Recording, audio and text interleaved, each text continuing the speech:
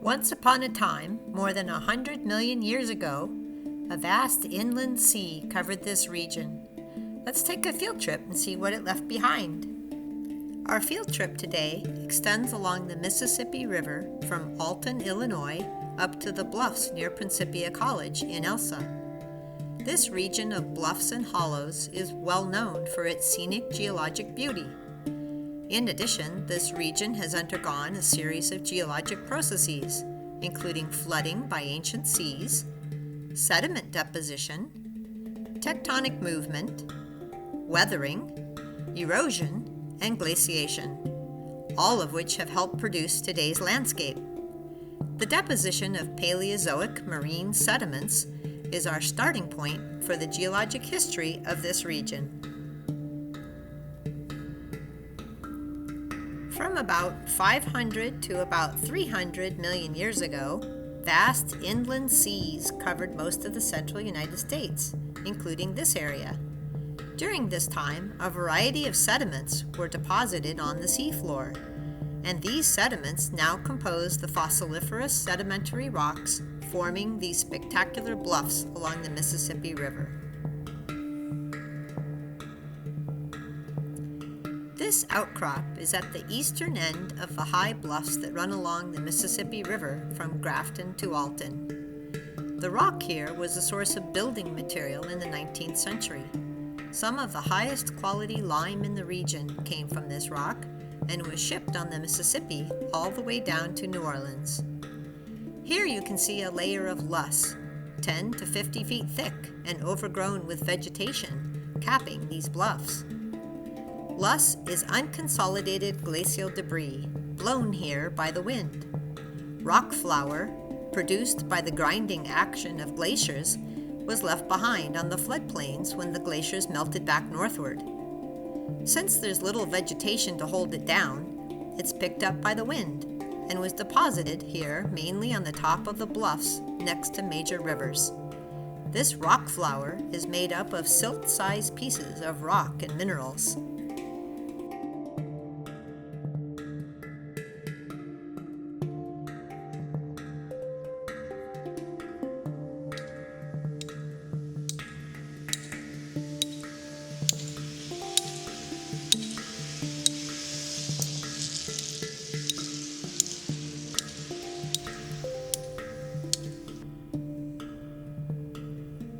What type of rock makes up this outcrop?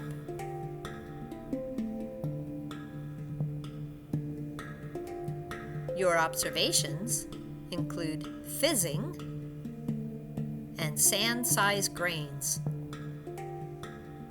What sedimentary structure can you see here? Pause the video here to study the outcrop and record your observations on your lab sheet.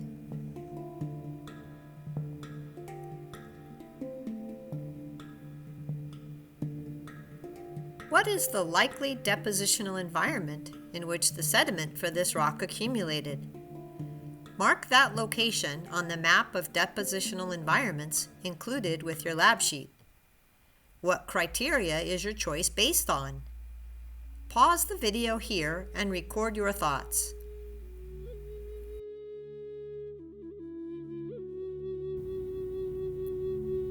Moving north up the Mississippi River, we find the next big outcrop at Paisaw Park, current home of the Paisaw bird pictograph. The bluffs from Alton to Paisaw Park are composed of Mississippian period limestone in the St. Louis and St. Genevieve formations, both of which are dominated by shallow water marine carbonate sediments. The Paisaw bird is a local legend going back to 1673, when Father Jacques Marquette described the Paisaw as a bird-like monster painted high up on the cliffs above the Mississippi River. The creature was given its name by the Alini Indian tribe. Over the centuries, the original pictographs of the Paisaw were defaced by rock falls and by the pockmarks of thousands of bullets fired by Native Americans, who considered shooting at the image a religious ritual. This is a recreation of one of the pictographs, but not in its original location. The Paiza bird is said to have flown over the great Father of Waters thousands of moons before the white man came, when mastodon were still living. The Paiza means the bird that devours men, and is depicted as part bird, part reptile, mammal, and fish. The colors used in early paintings symbolized war and vengeance, the red, death and despair, the black, hope and triumph over death, the green.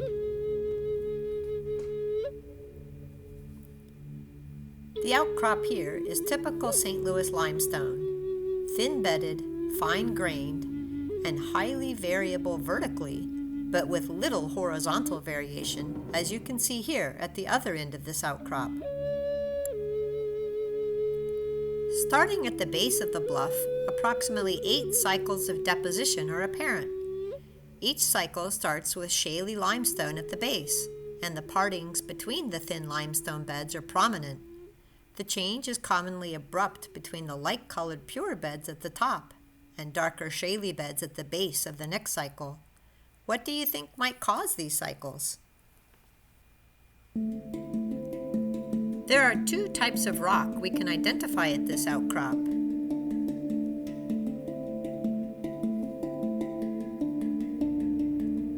How would you characterize the grain size of this rock?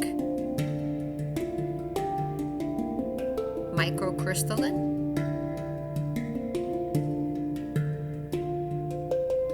Does it fizz? What type of rock do your observations indicate this is? Pause your video and use your sedimentary rock identification sheet to figure this out.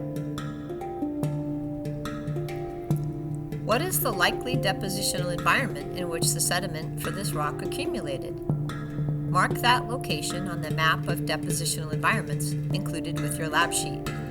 What criteria is your choice based on? Pause the video here and record your thoughts. There is a second type of rock found at this outcrop. This rock was interbedded with evaporites as the sea advanced and retreated. When evaporites dissolve in groundwater, they leave behind large cavities into which the overlying rock collapses.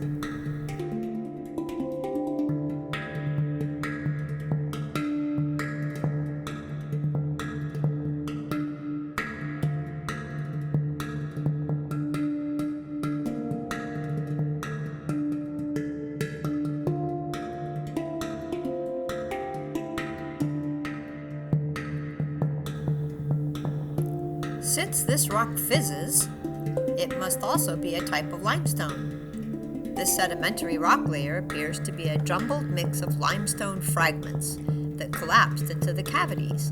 These are called breccia.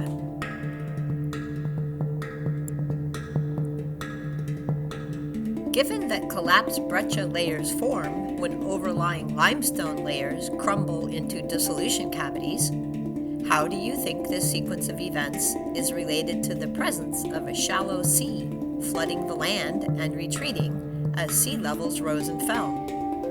Pause the video and record your thoughts on this sequence of events.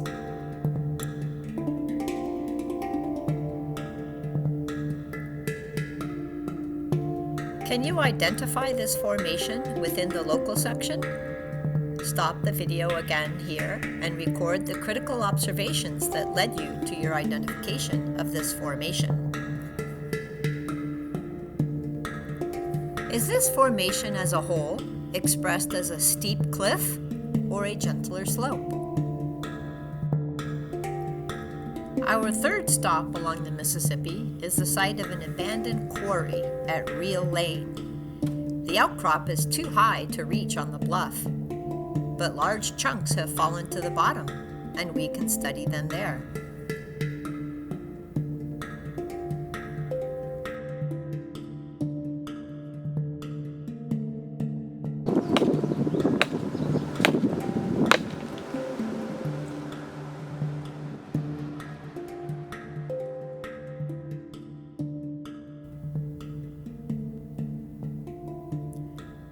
This rock fizzes, and we're seeing lots of fossil fragments here. The fossil pieces are not large, however, more like sand grain-sized fossil fragments, with some larger fossil pieces embedded as well.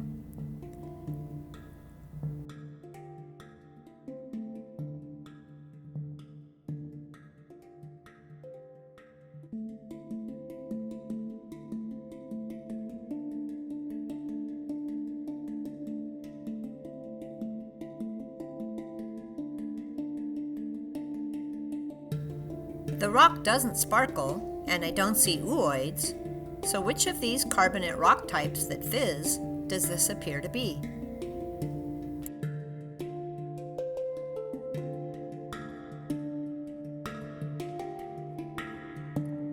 This is no longer micrite with limestone, so we must be in a different formation now, most likely a formation above or below the last one. Pause the video and take a moment to note down which formation we are likely in now. What is the likely depositional environment in which the sediment for this rock accumulated? Mark that location on the map of depositional environments included with your lab sheet. What criteria is your choice based on? Pause the video here and record your thoughts. Is this formation as a whole expressed as a steep cliff or a gentler slope? Next, we'll be driving past the 90-foot thick Warsaw Formation. We won't see much outcrops of this along the road. Here's one outcrop of it, though. The dominant rock types in this formation include thin-bedded limestone and chert in the lower part, and mostly shale in the upper part. What's the likely sedimentary environment for shale formation? Mark that location on the map of depositional environments included with your lab sheet. What criteria is your choice based on? Pause the video here and record your thoughts. Is the Warsaw Formation more of a steep cliff or a gentle slope? Why is that? Pause here and jot down your thoughts. Moving on, next we've arrived at the site of an abandoned quarry near Elsa. The rocks here are from yet another formation. Let's take a look.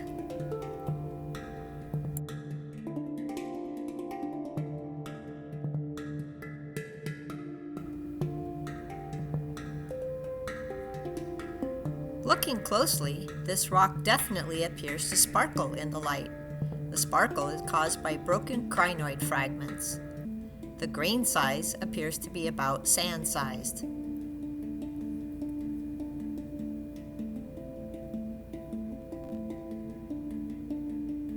This rock definitely fizzes.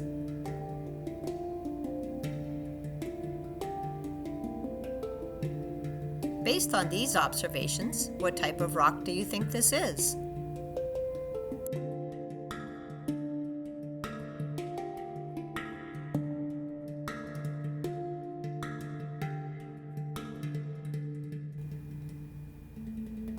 What is the likely depositional environment for this rock?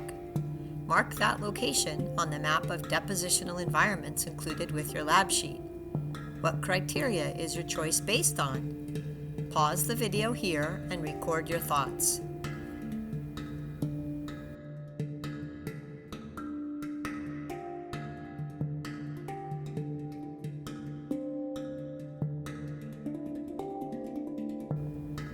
There is another type of rock in this formation as well. Let's see if we can figure out what kind of rock that is.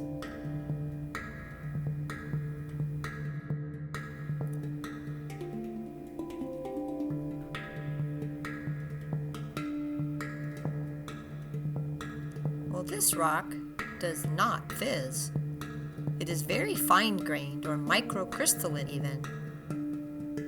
How hard is it?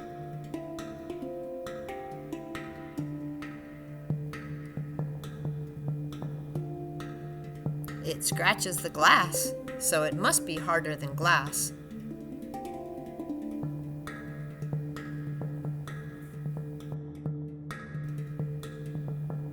Based on our observations, what type of rock do you think it is? Pause the video here and make note of the rock type and which observations led you to that conclusion.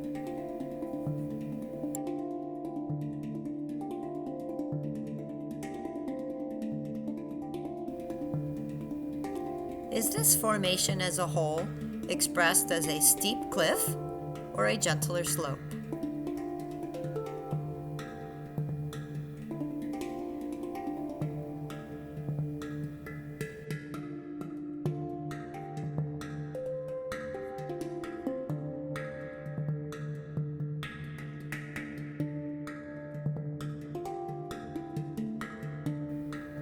Now that we have visited 5 sites along the Mississippi River and seen 4 different formations capped by loess on top, can you figure out the geologic history that created this sequence of formations?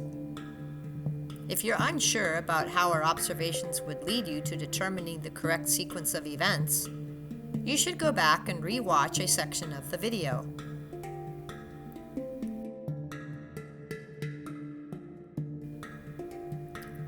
Finally, can you label each of the formations we visited on this cross-sectional map? If you're not sure of the order in which we encountered each formation and how that relates to their location on the cross-section, you should return to that section of this video and re-watch it. I hope this video has been helpful to you in discovering how rocks and formations are identified and how these observations tell the story of the geologic history of an area.